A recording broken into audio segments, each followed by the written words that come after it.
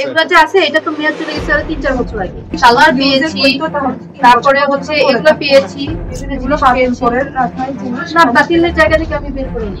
আপনার যিনি ইনচার্জ ছিলেন তার সামনে তাকে সামনে রেখে আমি বের করেছি। হ্যাঁ, আপনাদের বাতিলের কোনো সেকশন নাই।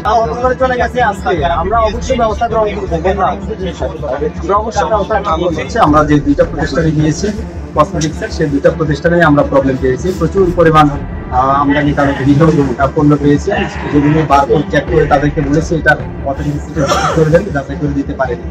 আমরা দুটো প্রতিষ্ঠানেই সতর্কতামূলক ব্যবস্থা গ্রহণ করেছি। আর একটা পার্লারে আসছি, পার্লারটায় দেখলেন যে মেয়াদের জন্য প্রচুর কেমিক্যাল বা ক্রিম বা প্রসাধনী ব্যবহার করছে তারা। তো এটা 22 সালের মেয়াদ উত্তীর্ণ পর্যন্ত ব্যবহার করছে।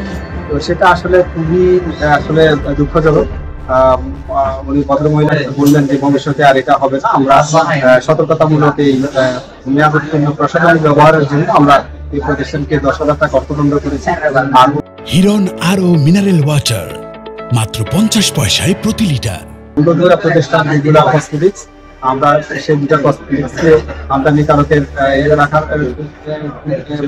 ছিল না বিধায় আমরা এটাকে 18,000 টাকা অর্থদণ্ড করেছি। আমাদের কার্যক্রম আমরা এটাতে চলমান থাকবে।